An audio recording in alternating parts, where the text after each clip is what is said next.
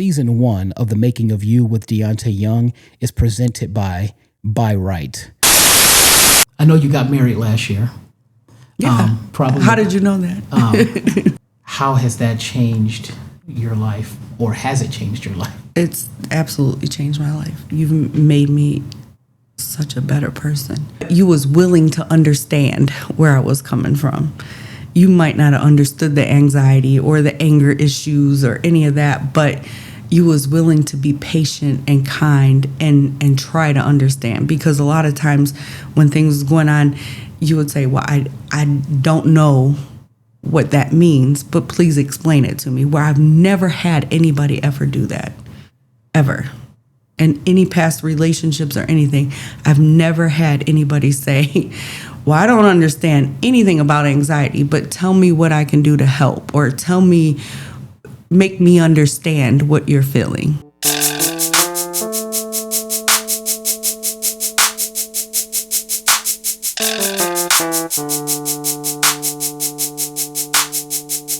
I am here with entrepreneur, podcaster, author, Billie Jo Young. This is my wife. How are you today?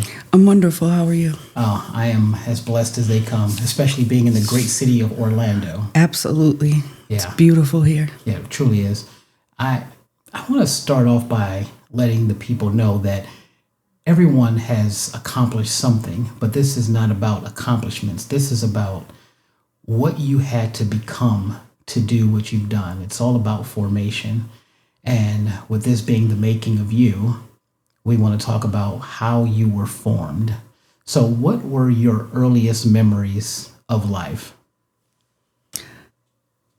Probably when I was about 4 or 5, and I always lived with my grandmother, and remembering the things that we used to do, like her gardening and teaching me how to garden and things like that. Now, why were you around your grandmother so early? Did you have your mom or dad or anybody in your life? My parents were in my life. My sister had been diagnosed with lead poisoning, and they put all their attention into her, and I just liked being with my grandmother more, so my mom kind of just let me go over there and stay with her. Okay. So would you say that she was like the most important person in your life at that time? Absolutely. What did you get from her? Every bit of knowledge you could ever get. I learned to be strong. I learned to be independent. I learned a lot of valuable things. Mm-hmm. Well, I tell you that, because we are all born into different environments. What type of environment were you in? Were you born in the city, the country? City. And what, did you feel like you guys were rich, or did you feel like? Oh, no, it was very poor. Very poor. Okay.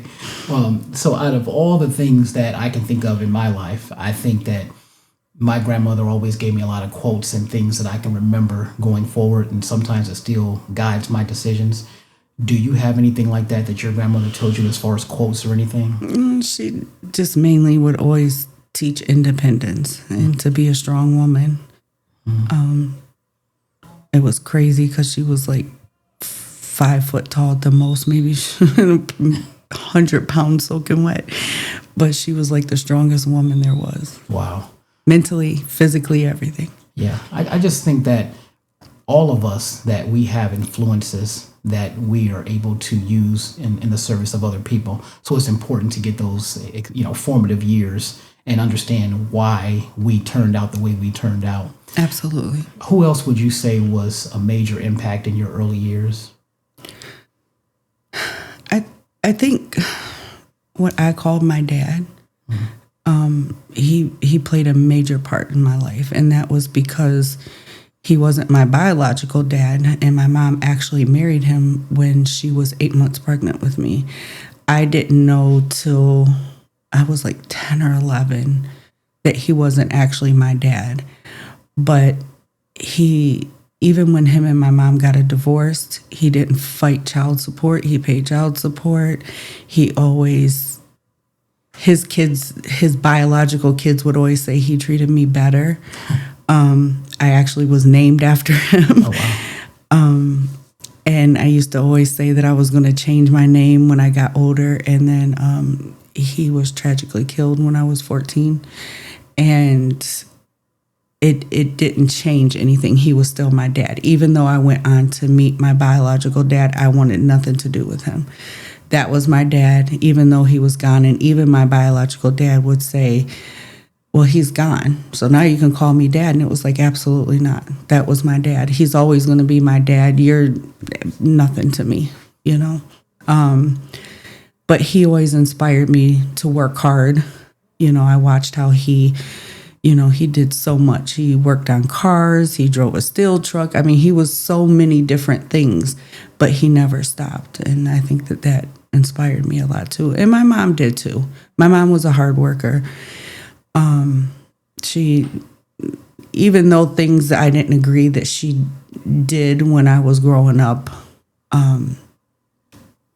we're human, you know. Yeah. I didn't see it as a child, but now I see we're human, and moms aren't perfect. Season 1 of The Making of You with Deante Young is presented by Buy Right. Buy Right is proud to be the only Eastside showroom for both new and used office furniture. Additionally, they offer over 35,000 office products for next day delivery. They are locally owned and operated. Please visit buyrightoffice.com.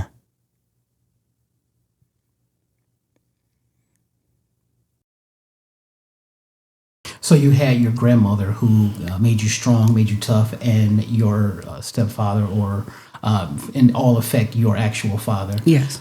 He was the one that instilled a hard and strong work ethic. Yes. And then your mom, she was kind of like the third person, but she still contributed to your growth. So what do you see as far as your family unit? How did you feel like in that time? How you fit? Because I know a lot of times children can feel insecure, or they can feel like someone is better than them. Did you ever have any of those type of feelings? I did with my mom, only because I felt like that she put her all into my sister, and I just felt like that she didn't want me around. You know, of course, when she found out she had cancer and was passing away, she explained it all to me. A kid's not going to understand it. No matter if she had explained it to me when I was at that age or not, even as a teenager, I wouldn't have understood it. You had any jealousy against your sister? I don't think it was so much jealousy as resentment. Mm-hmm. You know, like I wanted nothing to do with my sister. It was like, you got that over there, you go over there, and I'll stay over here with my grandmother. Wow. Yeah, that's very powerful. Now, when it came to things that you wanted, because kids, we always want something when we're kids. You know, I wanted a computer when I was a kid, and it wasn't even a cool computer. It was just a standard computer you can type on. I wanted a typewriter. Did you guys have any struggles financially with anything that you wanted? Oh, of course. We grew up in what I called the projects. I mean, they were new projects, but they were projects. They were brand new when we moved into them, but I mean, essentially they were projects. You know, either you didn't pay anything or you paid like $10 a month to live there. Mm-hmm. And so we struggled. We was on welfare, food stamps, you know, and there was a lot of things we struggled for. Now, like I said, my mom always got out there and worked. So, of course, we had a little more than other people in the neighborhood. And sometimes people would comment on that, like, you know, your mom was able to buy you a bike, even though we got food stamps and stuff like that. My mom, I don't think she ever got cash assistance. She would get food stamps because she worked, you know. So I always had a little more than others in the neighborhood, but not a lot. And then when I was like, I want to say 12, I started babysitting, you know, and then from there on, it went on to, at 16, I went to school Monday through Friday, but Friday night, I did home care, elderly home care, and I would stay with the lady from Friday evening till Sunday evening, and I made like $600. I was the richest person ever, you know, at least in my neighborhood. Yeah, and especially because you were born, you come from late 1970s America going into the 80s. We ain't gonna say late. We're gonna say mid. Okay. 74. Okay. No pushing. Okay. So with that being said, you were born in the Collinwood area. Is that correct? Correct. Okay. So we're talking inner city, mid to late 70s. America is a completely different place than it is now, of course. Oh, absolutely. So everything that you that shaped you, it's responsible for the values that you have to this day. And a lot of it is, back then it's a lot of discipline with kids, and now it's not any kind of discipline because you can get arrested for what will be considered child abuse sometimes. Did you experience getting, whippings and spankings and things like that? Because I sure did. Oh, definitely. My grandmother used to make me pick the switch that she was going to whip me with. And that was like the worst thing in the world, is having to go pick a switch that that, and God forbid that you bring back a switch that was dried up, then it was really in trouble. But I always remember that in turn, she would whip me with that, put welts all over me that was, busted open and bleeding, but she went and got the mercurochrome and healed it up afterwards and said, "No, I'm sorry, I'm sorry I had to do that. Don't make me do it again," type thing. And a lot of people look at that as child abuse, and you could look at it like that, but the things that she did that people look at today and turn it into this big thing, it molded me into who I am today, and it made me much stronger. Yeah. So mentally, yeah, people could say that, it probably wasn't the best thing to do, but that's kind of the point, though. The fact that you had to go through all that stuff, that's actually what makes you stronger as well. Yeah. And it gives you guidance and how to become who you are. Yeah. And how to, the kids today are out here just acting a fool. Mm-hmm. And, either parents don't care, or their parents are on drugs, or their parents are working. Because, I was a single mom. So I know it's hard when you have to get out there and work and your kid's left at home. Yeah. And you can't always be there. At the later years of my daughter, my mom wasn't there because she had passed away. And I was a delivery driver. Sometimes I was 200-300 miles away. Even if I got a call, I couldn't get there. You know what I'm saying? Mm-hmm. So I get it with that. But I think a lot of the parents these days is, unfortunately, either on drugs or they just don't care. It's very rare to find parents who actually care anymore, Yeah. And it's sad because these kids are just tearing up the world. They're just destroying it. And they have no clue of what's going on. You got kids out here, doing things that they don't even know what they're doing. Yeah. They're just doing it because they've seen it on the internet, or they've seen it on TV, or it's a challenge, or, and it's just very sad. Yeah. And that's exactly why it's important when we talk about the formation story of everyone, because it all comes down to those formative years and what was put into us. And with regard to that, I know that we always have to have a vision of something. And for me, as a kid, I was inspired by a lot of influences. Michael Jackson was a big influence because he helped me to believe that I can be different and also be spectacular at the same time. I want to know what you had as a child, that whether it was a book, whether it was somebody on TV, whether it was a song that you liked when you were a young kid that inspired you in some way. It could have inspired you to be happy. It could have been inspiring you to, I can be that too. There was one teacher I had, and, we hated her. And that's a harsh word to say, but we did, because she made us do so much. It was like we did so much in that class. And it was our 4th grade teacher, and her name was Valerie V. Vaso, VVV. And she would always say it like that, so you knew exactly who she was. But she would give us homework like no other teacher would. And mind you, we're in the 4th grade. And we would do all this crazy work in school. And then she would send us home and say, "I need you to go through the dictionary and find every word that ends in EAU and bring it back tomorrow." And it's like, what? Like, we're done. Like, we want to go home. We don't want to do this. And that always stuck in my head. But I tell you what, I learned more in that class than I ever did in any other one. And I remembered her name. There's a lot of teachers, I can't tell you who they were, but I remember Valerie V. Vaso. And I have to say that she definitely inspired me to do better, Wow. Yeah. And it's crazy because most kids, I'm 52. Who remembers their fourth grade teacher and what their name was and things you did in the fourth grade? I remember a lot about that class because she was very strict. Yeah, and the thing I love about that story is that woman, Valerie V. Vaso, what a great name, by the way. So what I like about it is because she infused something in you that is still living inside of you somewhere to where you can think about this decades later. She would have no idea, if she's still around, that she made an impact on someone just by her being in that person's life. Because if it was a different teacher, they would have said something differently. And yeah, and she's definitely not around because she was like at least 65, if not older, yeah. in the fourth grade. But Yeah.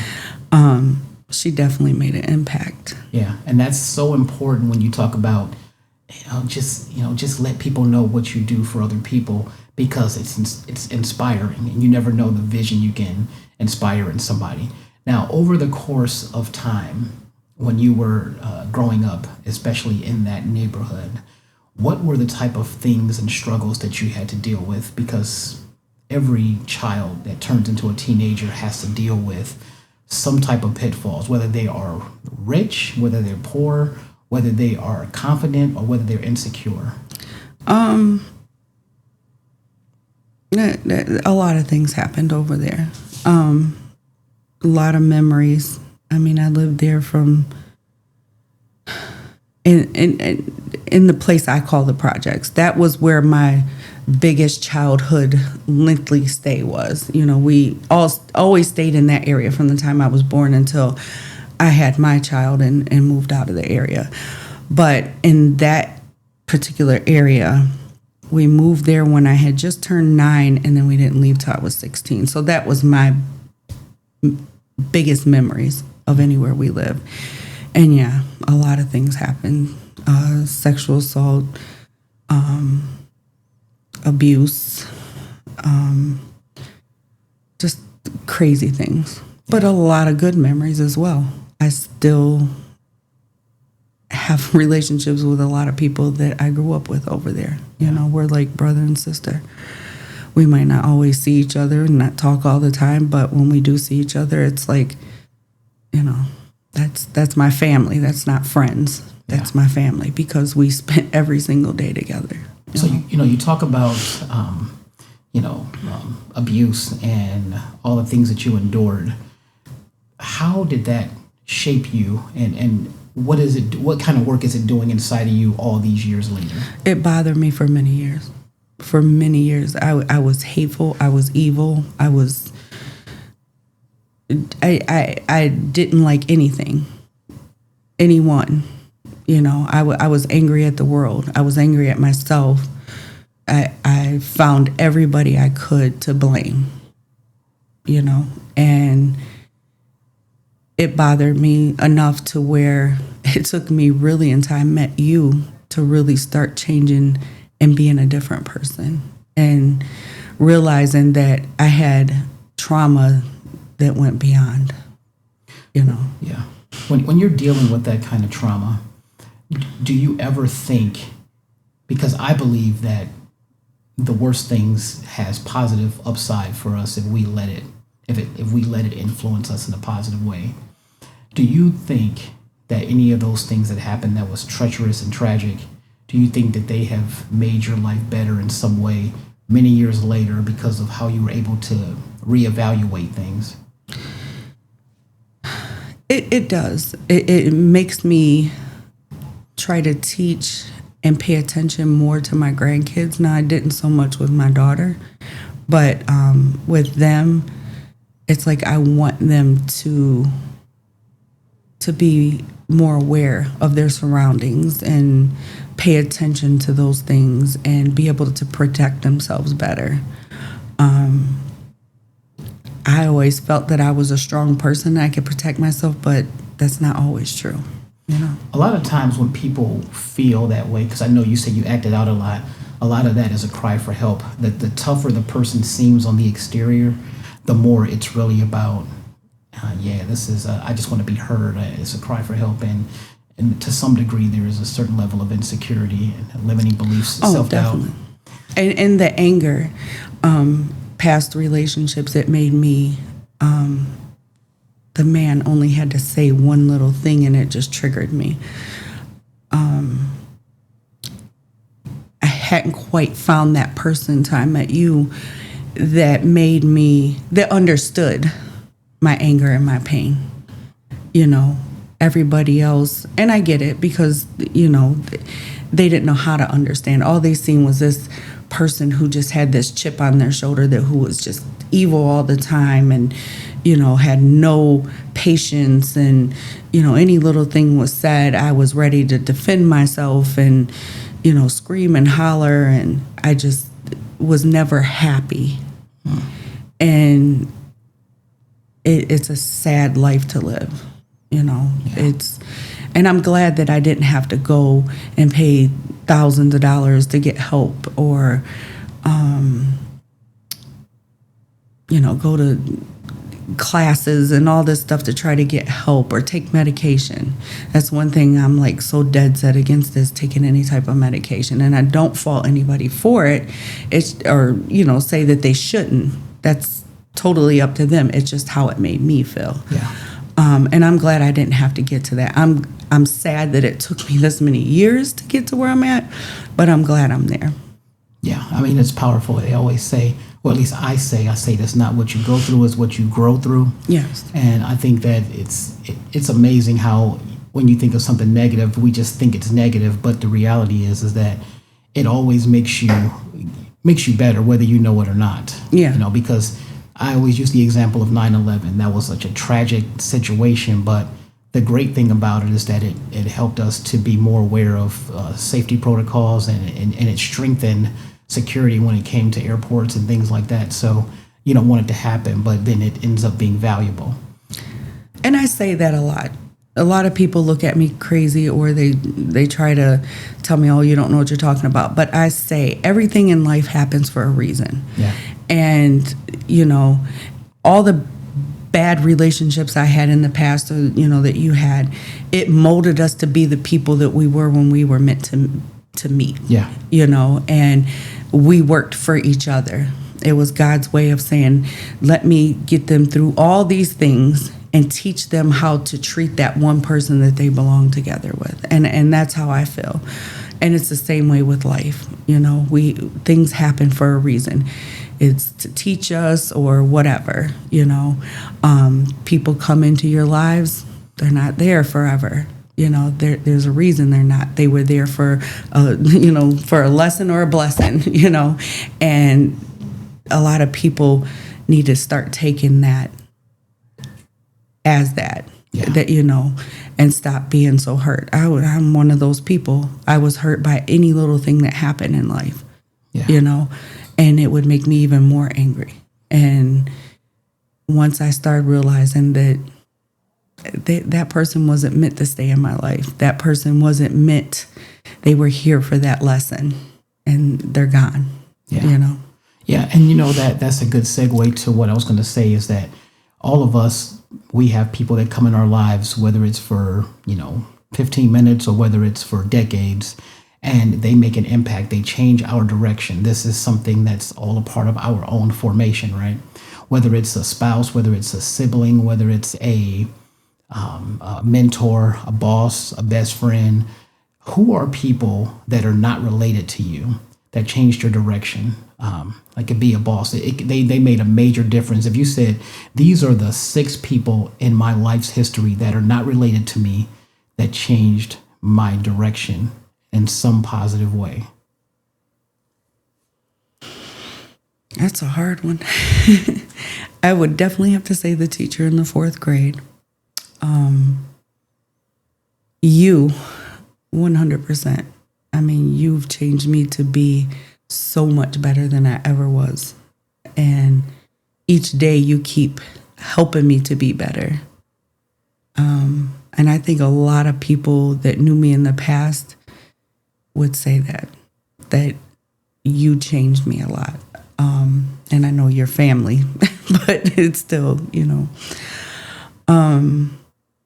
there was a lady that I met, and I pass this quote on all the time to people: when you're running late. And I still have a bad habit about it. But, I was complaining one day about being late. And this woman that I met, when she said this, I was thinking, this woman's crazy. But she said, that lateness, that accident that stopped you from getting to work 15 minutes earlier, or it stopped you from getting to wherever you wanted, was a blessing from God, because he stopped something bad that was going to happen. So look at it that way, and it won't make you as angry. Look at it as, what stopped me from doing that? And one day it happened. I was driving, and it was like something happened that I had to pull over. I can't remember what it was, a noise in the car or something like that. I pulled over, and I couldn't figure out what it was. So I started back. I get up there. There's all this traffic jam. I had just missed that accident. So she definitely put something into my head. It's hard to come up with 6. Well, I think. I mean, there's a lot of people who do bring things into your life. I don't know if you're talking about like past relationships. Well, it's anybody that you've met that's not family. So I obviously know, for better or for worse, it would be your daughter's father. That's a person too. Because he definitely changed me. Yeah. Well, that's what I'm saying. I'm glad you brought that in. Yeah, it's very important to understand. I'm talking anybody that you've met in your life that's not family. Yeah. Because what I've learned is that even when you meet someone and they was treacherous to you, that's still changing your life for the better if you allow the blessing to hit you. Meaning, man, that person was this terrible way. They grew my mind to know what I need to look for next time versus what I looked for that time. Yeah, he definitely, because he was an addict. I was never an addict, but it made me realize that was never a path I wanted to go down. Even though I did not know he was an addict before I got with him, I knew that I was going to watch those signs before I dated anybody that, would get down that way. I also dated a guy who was very possessive, abusive, physically, mentally. Well, actually 2 that I had. They definitely changed my perspective. The one showed the signs at the beginning. I was too young and dumb to realize it. The other one didn't show it until years down the line. And they definitely changed me, made me more cautious. I got in trouble when I was in my early, my early 20s. I would think I was 20 when it happened. And that changed me. There was the probation officer I had. She definitely changed me. She made me realize that you are not the boss, because I had that chip on my shoulder. I thought that I was the boss of everything. So she definitely changed a lot for me. I remember the first day I went to go see her. I was supposed to be there 8 o'clock in the morning. At like 10, she still hadn't called me. And I went up to the desk and I'm like, she hasn't called me back or whatever. Like, does she realize I'm here? And she came out and she said, we're open from 8 to 5. You will sit here until 5 o'clock when I call you, if that's what I feel like doing. Don't you ever come up to this desk and ask for me again. And from that day forth, I never did. And she made me sit there. I had to go 3 times a week for 3 years. And she made me sit there for probably the first year, all 3 days, until almost closing time, because I came up there. She would come and go through my whole house. She made me do urine tests, even though I wasn't, a drug addict or anything. I had to do it all 3 times a week. And it was hard for me to do that in front of somebody who's staring at you because, but she definitely changed me and molded me into a much wiser person. You keep your hands to yourself, Yeah. And that's the beauty of it. It's like, you go to a mall, you go to a grocery store, and you stop here at the fruit section, you stop here at the frozen food section, you stop here at the bread section. That's what we do in life. We are following a roadmap that we don't even realize. And then, there's, over here I met the fruits, and over here I met the breads. Well, that's how it always is. And it sounds like that your relationships that you've had have been consistently a certain way. It seems like that it's been like the same type of things throughout the course of your relationship. So what would you say is the one common factor of each relationship that you've been in for the most part? I allowed them all to mistreat me in some type of way.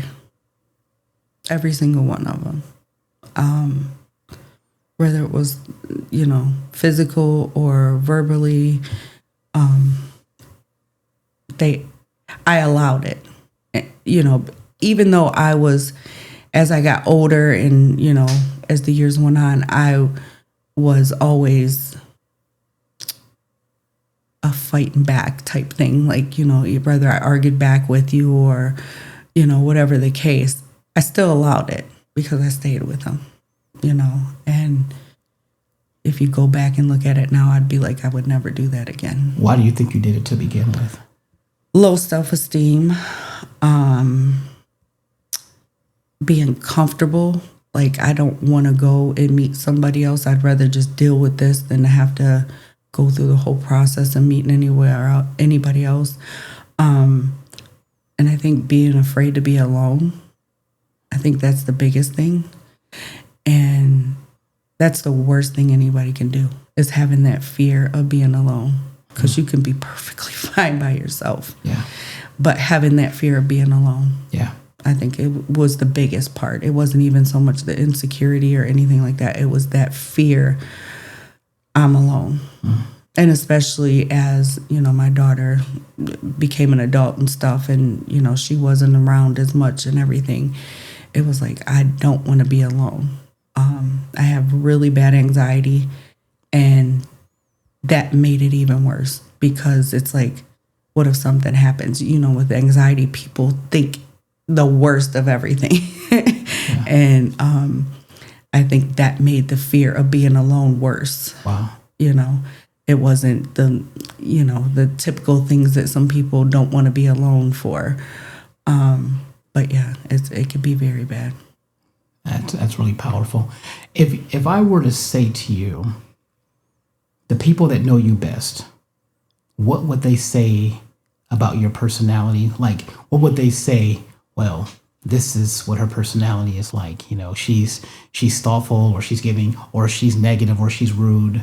What type of things would they say are your best qualities with your personality? Probably that I'm giving and caring. Sometimes too giving and too caring.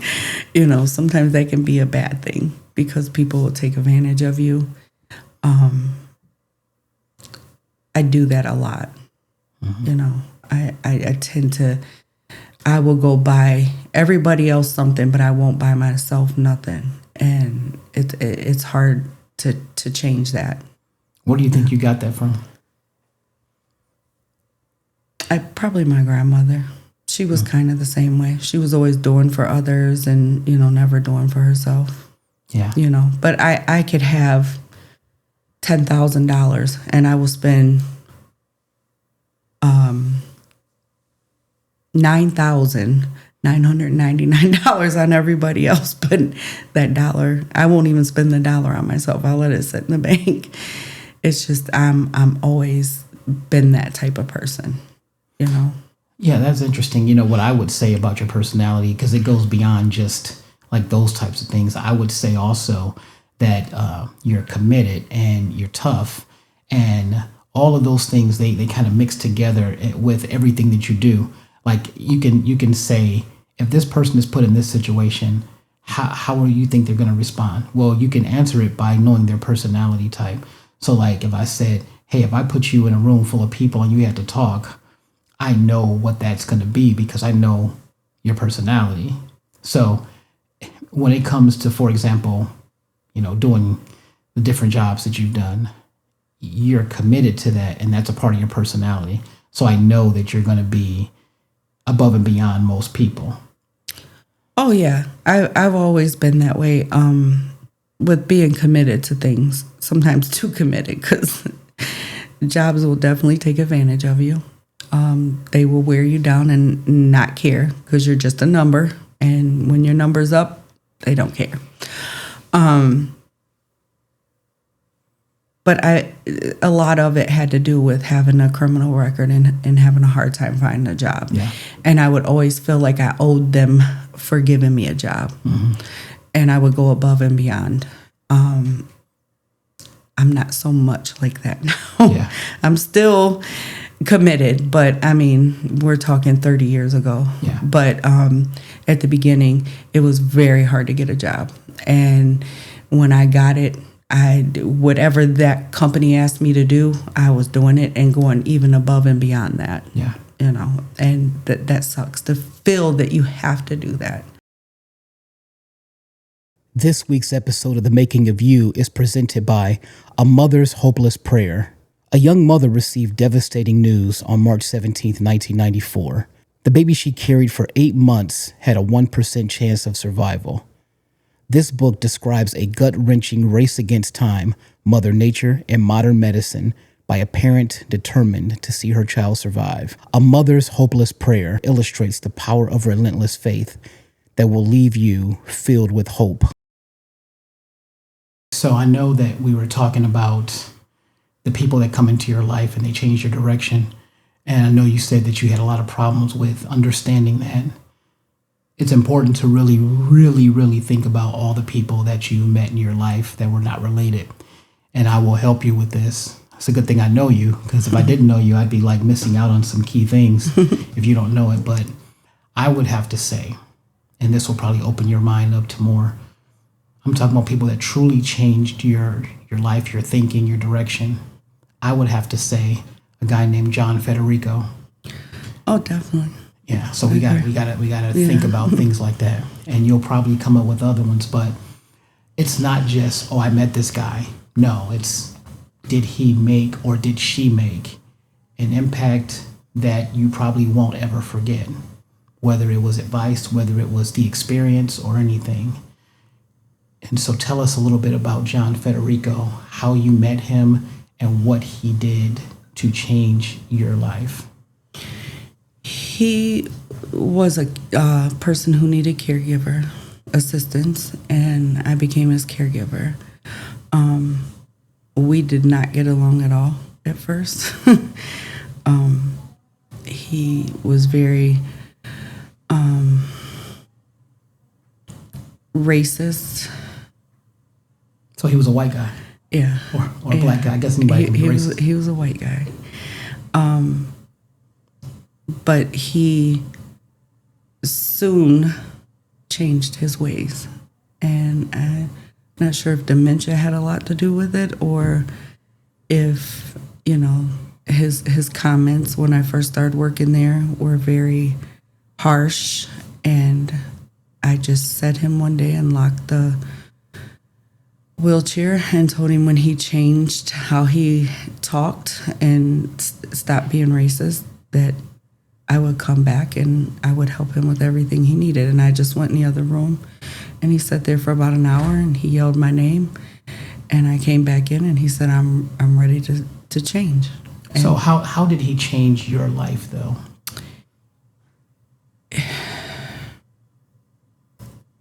He made me see things that I don't even know how to explain it. It's hard to explain. He made me learn my values. And a lot of people, I don't even think you know some of the talks that we had.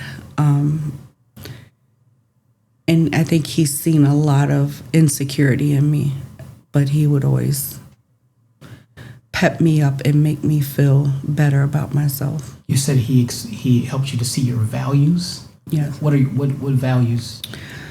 That I was good at what I was doing. Oh, you mean your value? Yeah. Okay. He made me see that I wasn't just a caregiver, that I really and truly cared and put my heart into it. He would tell me, you have a care that goes beyond a job. You really and truly care about the people that you're with.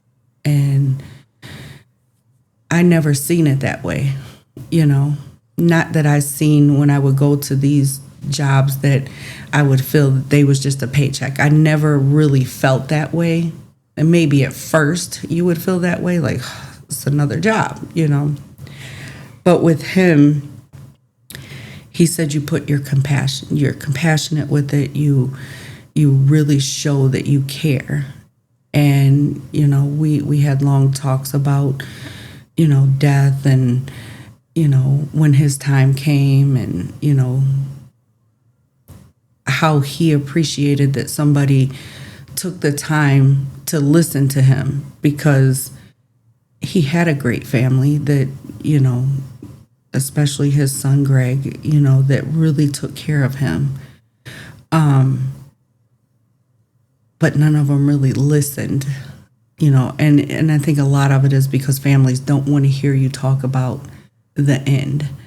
And, I would sit and listen to him, even though it would emotionally bother me, especially towards the end when he would talk about it, because I'm attached to this person. I don't want to hear about it, but I would sit and listen to him and talk to him and tell him I'd be by his side, which I was. So he helped you see your value. So you're saying no one ever helped you see your value at all? I'm not going to say nobody ever helped me. My grandmother definitely always seen the value in me, but he was a reminder. He was there to remind me that I had value. Well, I think you're very valuable. I always try to. Well, I know you do too, that. but I'm just saying we're talking about him. So I think that what you're really saying is that in your occupation, he made you see that, because, you've talked about me, you've talked about your grandmother. We're not your occupation, but I'm assuming, you correct me if I'm wrong, I'm assuming you mean when you're doing home health care, it can often be a thankless job. It can, people just almost take it for granted. And is that what you mean in that way, or am I getting that wrong? No, that's what I mean. And I feel like, and you're correct. A lot of times people feel like, well, I'm paying you to be here. This is your job. Whereas I don't feel he felt that way. I feel like he truly appreciated the care. Yeah. And like I said, at first he didn't, but who wouldn't? I mean, he worked up to, he was like 92. He went to work every day, and everything was taken away by a stroke. He wasn't able to walk. He wasn't able to do a lot of things for himself that he was able to do. And getting that taken away in one day, that's a lot, And I don't think a lot of caregivers understand that. I always tell anybody that I train or anybody that I'm working with, put yourself in their shoes. How would you feel if your whole entire life was taken away from you, but you're still living? But everything that you was able to do yesterday, you can't do today.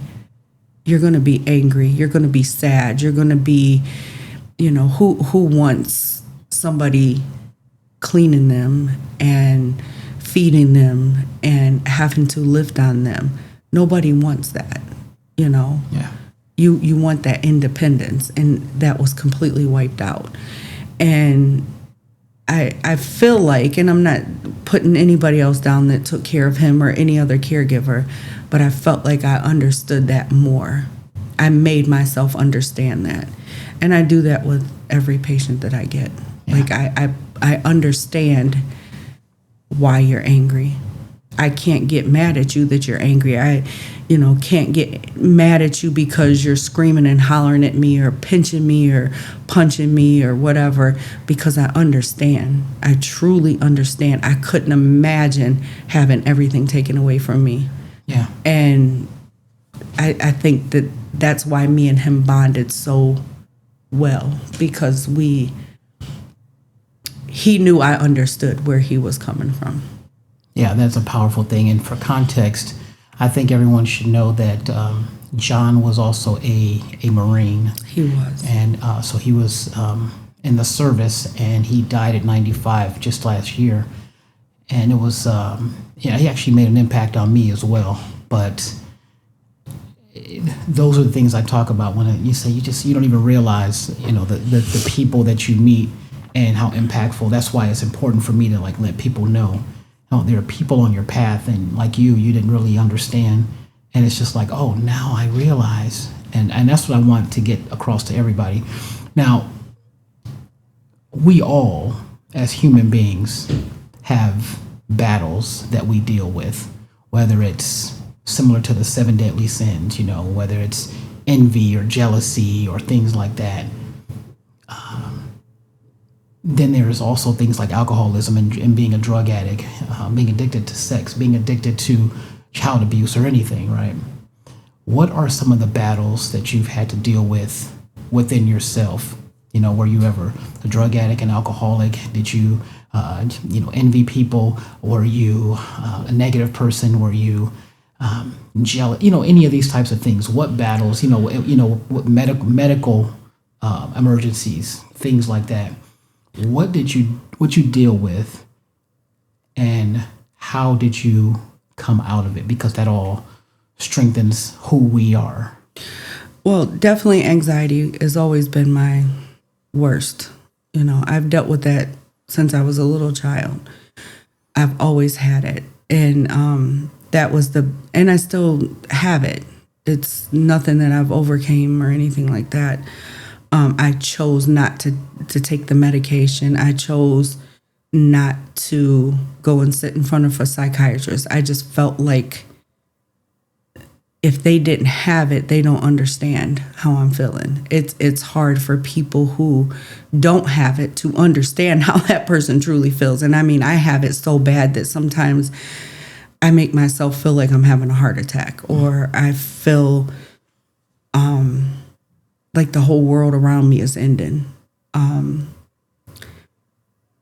But I've definitely dealt with it a lot better in the later years. The earlier years, I took Xanax, and it was given to me by a doctor, but then it wasn't enough, and I had to take more, and then I was buying more that I shouldn't have been doing. It was brief, maybe a year. I do have to owe that to one of my exes. He took them and flushed them down the toilet, and he sat there with me for 3 days, and it was living hell for him and for me. But I never touched them again. Do I want to at times? Very much so. Yeah. There's days where it's like they just made me feel so good, and I didn't have a care in the world. And I want to go back to that. I want to go back to feeling good and not having a care in the world.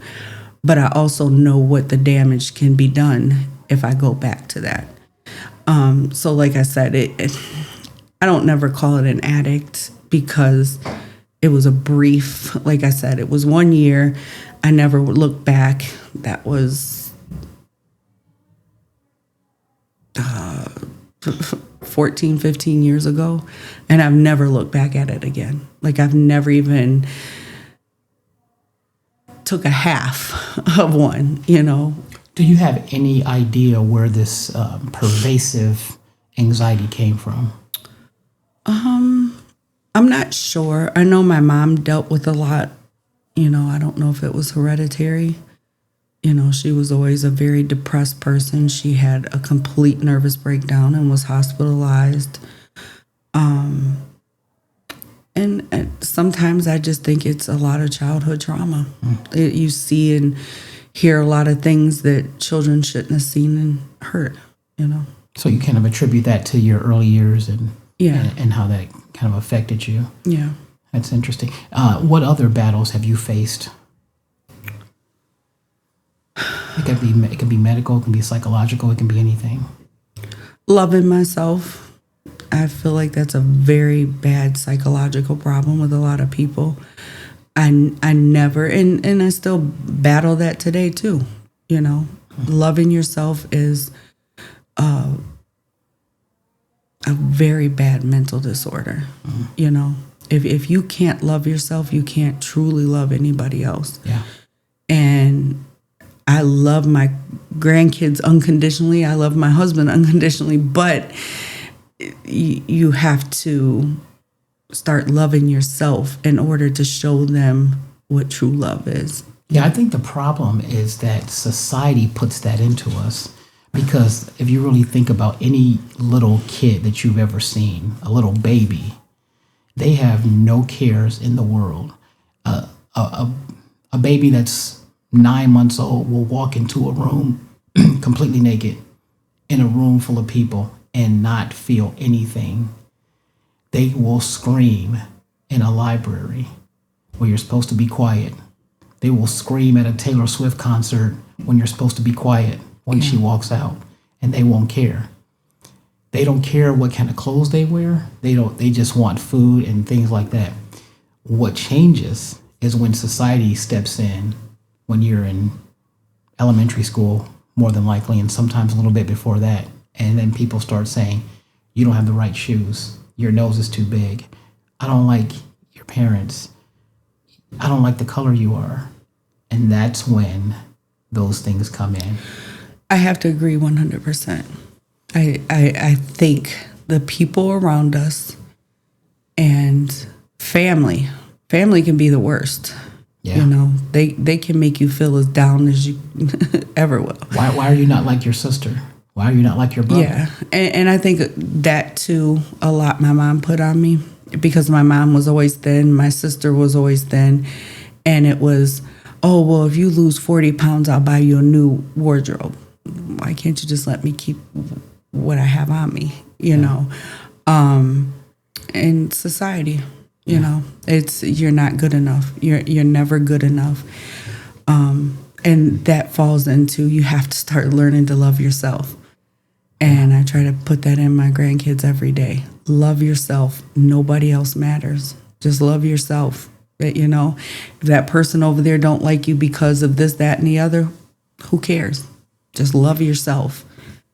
And do what makes you feel good. If you feel like wearing bright orange and, you know, whatever, and tons of makeup, and, you know, you want to weigh 600 pounds, that's, you know, what you do. The 600 pounds I don't agree with, because I want you to be healthy. But I mean, if that's what makes you happy, just be happy. You know what? We're only here for a short time on earth, and we have to do what makes us happy during that time. Tomorrow's not promised. I actually just lost a childhood friend, and she was actually a little bit younger than me.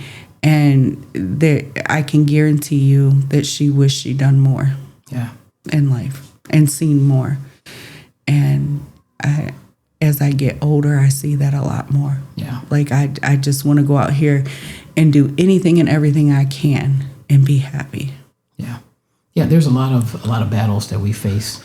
And you've heard me say a million times, is that we have to get a better relationship with ourselves. You know, that's the key. And it's so much easier said than done, but it's definitely doable. And also, go where you're celebrated, because that encouragement with the right people is priceless. You can't put a dollar amount on it. Oh, yeah. If you're around negative people all the time, you're going to be negative as well. Yeah. You know, you're going to look at yourself in a negative way. People really and truly need to learn how to stop being so mean to people. And so many people are. I mean, it's just like the world's just getting worse and worse with that. Everybody's just, you know, they have nothing good to say to you. You know, they wake up and it's like, I don't like that. I don't like how you look today. I don't like how this is. I don't like, and it's like, just stop being so negative, because that one negative thing you can say to that person can make that person not be here anymore. Yeah. This will probably going to be a difficult question for you to answer. Probably. What would you say is your greatest skill?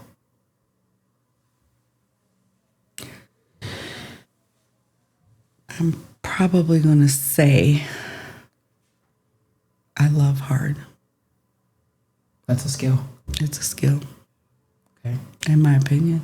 Okay. I love hard. How did that come to be? What is the story of how you came to love hard? Because everything has a story. Where would you say the earliest part of that building to that? Where did that start and how did it grow?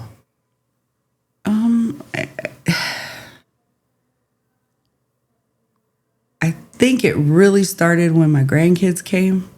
That made me just understand that there's a love that you just can't have for everybody. But I mean, even as a child, I just felt like if I loved you, I loved you.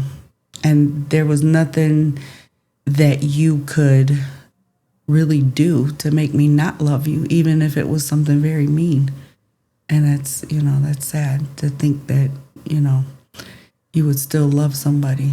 And I've been very forgiving to a lot of people, It sounds like that could have taken root from your grandmother. My grandmother, definitely. She was the same way. I mean, she was a little tougher, but she definitely, if she loved you, she loved you. It also sounds like your father, with how he treated you, you said that you felt like you really could do no wrong in his eyes. And it's possible that subconsciously, without your awareness, that translated to you with people that you saw the way he saw you. Probably so. I mean, you got a man. My mom was 28. He was 17 when he married her. And she was 8 months pregnant with me by another man. And he loved me hard. I mean, there was nothing that I could do wrong in that man's eyes. And to not be his flesh and blood, it's hard to say for somebody. I mean, he loved me unconditionally.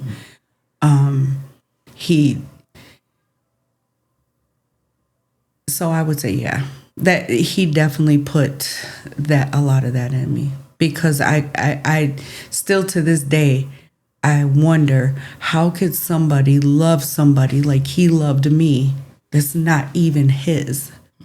He never, if anybody ever said that I wasn't his, he was ready to fight. Like, that's my child, no matter what. I obviously didn't look nothing like him, but I also didn't look like my mother. Unfortunately, I looked like my biological father. But he definitely showed me what true love was. I have to say that. He definitely showed me in every single way. Well, first off, I have to say that your biological father must be really hot, because I think you're gorgeous. Well, thank you. So, I wouldn't say all that, but anyway, yeah. I think my biological father also put a lot of anger in me over the years, because he was very, when I did meet him, very demanding. Well, you're mine, Well, it wasn't yours when you tried to kill my mother while she was pregnant with me. And I also wasn't yours when all these years that you haven't been around. And of course, he found excuses. Well, your mom wouldn't let me. No, if you truly wanted to see me, you would have found a way to see me. You found a way to see me now, I just feel like he was a big part of why I was angry too. Because it was like, how could you not love me? You made me. How could you not care about me? But at the same time, I didn't need him to love me. You know what I mean? I had somebody who loved me. And even when he was murdered, and I was an adult. I can't even remember what age I was, but I was well into an adult, already had a child of my own and everything else. And I didn't even go to his funeral. It was like, I didn't want to hear I don't want to hear of anybody passing. But it was like a stranger. Like somebody was like, oh, so-and-so died. And I was like, oh, well, I'm sorry to hear that. But, I didn't have any feelings, which I wasn't sure how I would feel. Just like I didn't know how I would feel when I first met him. And I had no feelings when I first met him, and I had no feelings for him when he passed. It was just like, okay, well, it is what it is type thing. Yeah. Well, that's extremely thought-provoking when you really think about it. Just that contrast, and even that relationship or lack thereof shaped you and molded you in positive ways, whether you realize it or not. Oh, it definitely made me a stronger person. Yeah. Made me, realize. It also made me, I feel like a lot of times it makes you allow men to treat you in that way. So I feel like that, fathers should take that and look at that in that way. Always make your daughter not settle for anything, because that's what you're giving her. You're giving her that she has to settle for her dad when he comes around, or she has to settle for the love that he's given her. No, you should make your daughter feel like nobody should put anybody else above that, and it took me up until I met you to realize that I shouldn't settle for less. Well, that's pretty awesome. I like what you said about, actually, I love what you said about the grandkids and how that, pretty much built your greatest skill of loving hard.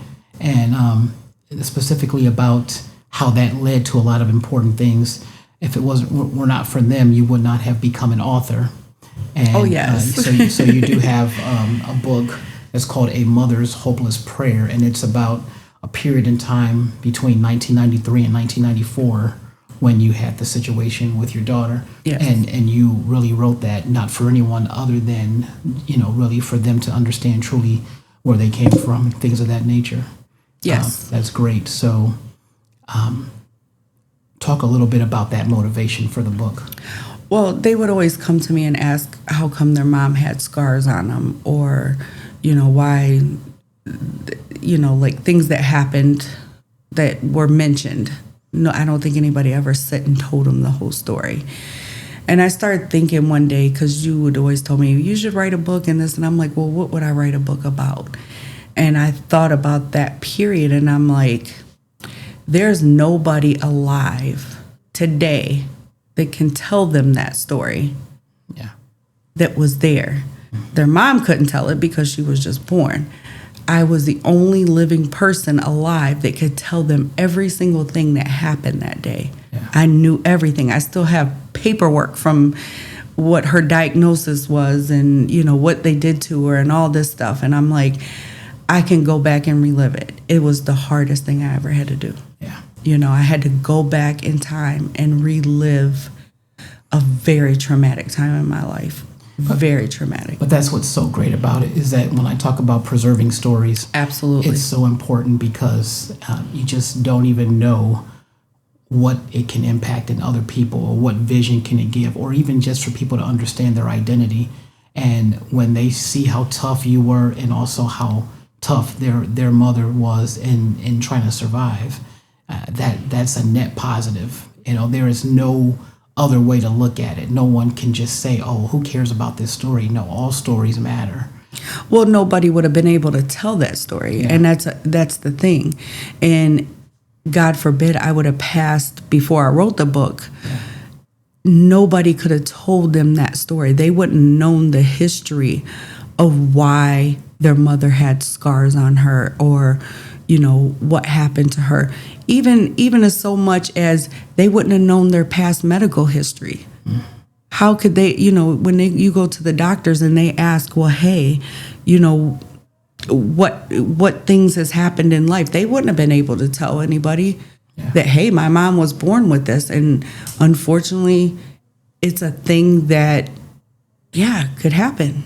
My granddaughter could have babies and it be like that. My grandson can have, not have babies, but get somebody pregnant and she have something wrong.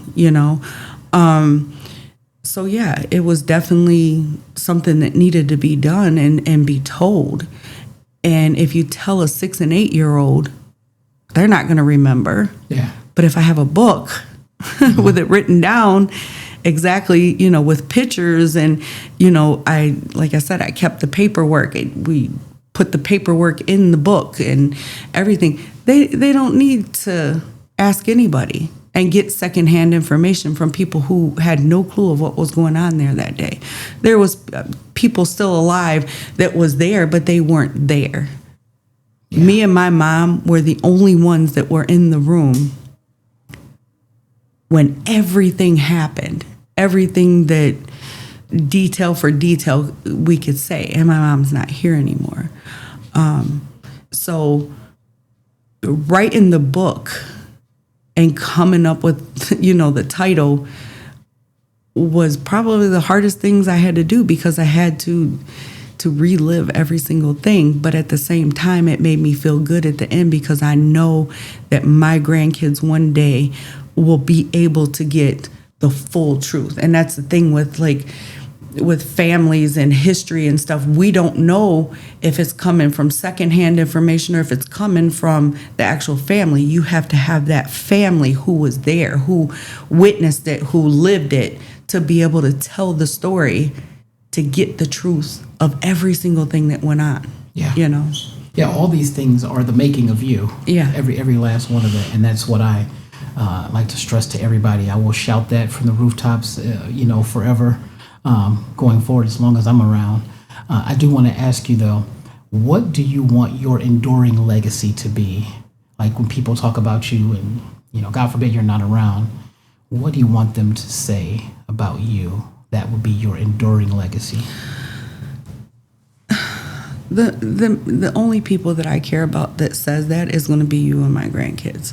I want them to know and speak and scream from the rooftops that I love them so very much. Unconditionally, like harder than I've ever loved, And my grandkids, I feel like that they know that, I feel like that they know that their grandma loves them more than, I always tell them, I'll give my own life for you. And they're like, what? And I'm like, yes, I would. Trust me, I would. If it came down to, you need my heart, I'm giving it to you. And, and they're just like, wow, you would do that? And I'm like, absolutely. You wouldn't have to ask me twice. That's incredible. Now I got my own bonus question. This will be the last question. I know you got married last year. Yeah. Probably. How did you know that? Yeah, it's been, it'll be 15 months in just a few weeks. How has that changed your life, or has it changed your life? It's absolutely changed my life. You've made me such a better person. And a lot of it was because you understood. I can't even say understood, but you was willing to understand where I was coming from. You might not have understood the anxiety or the anger issues or any of that, but you was willing to be patient and kind and try to understand. Because a lot of times when things was going on, you would say, well, I don't know what that means, but please explain it to me. Where I've never had anybody ever do that, ever. In any past relationships or anything, I've never had anybody say, well, I don't understand anything about anxiety, but tell me what I can do to help, or make me understand what you're feeling. And like I said, things like that, you would never truly understand it, but you had the patience and the understanding to say, this is something she can't help, And it made me want to be better and not be such an angry and jump at everything. Because I know when we was first together, you was probably like, oh my God. I was. Oh yeah. my God. I was. No, I'm talking about because, I had a mouth on me that was very bad when it came to, it was my way or the highway type thing, I say, well, I'm taking this dirt road. I ain't gonna take that highway. Yeah. No, just playing. That's so funny. Well, so you're saying that your marriage has just been about understanding anxiety. That's what it's been beneficial. No, I mean we travel together. We're best friends. It's like we can sit and have a conversation. I never want to go anywhere with, like, most women's like, okay, I'm married now, I'm gonna go hang with my girlfriends. It's like, no, I want to go hang with my husband, because we are like truly like this, And when we go places, and I was just telling the lady I take care of now how, I wouldn't go on a trip with anybody else but you or my grandkids, but like leave my grandkids out of it and just speak on would I go with my friends or anything like that. No, I want to go with him because he is my best friend, and we get along so well. And, even though I know you don't always like doing some of the things I do, and I don't like doing some of the things you do, we come together on it, and, we manage to work it out. Well, it's because I adore you, and you're awesome, and man, I really adore you as well. I picked you, so I'm not going to say I'm stuck with you.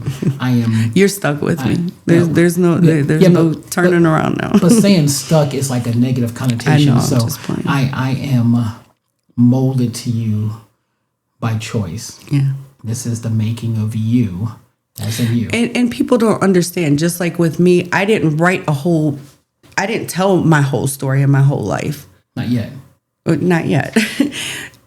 You can just take one chapter of your life and leave it for your kids, your grandkids, your great grandkids, people that come, 200 years from now. If they have that passed down to them, they know, wow, you don't have to go put your name on a, family tree. You can tell them. And like I said, it doesn't have to be your whole life history. It could just be a certain part of your life. And that's all I did with A Mother's Hopeless Prayer was I gave you one chapter of my life. Yeah.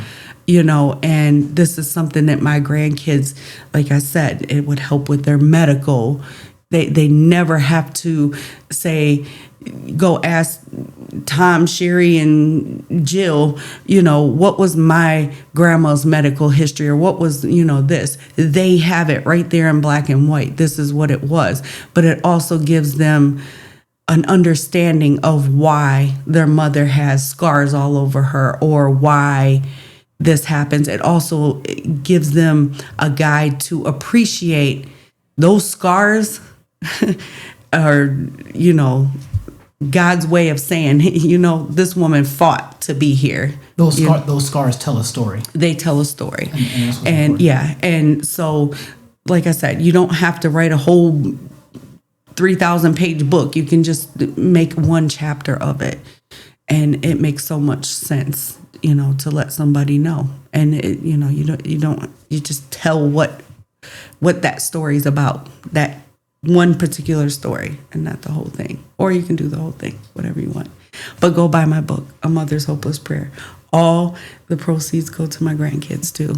They have bank accounts set up, so they get all the funds from it, and it's not expensive. That's pretty powerful. That was spoken like a true Young, and I'm so grateful that the world now knows the making of you. I love you so much. Thank you. I love you too.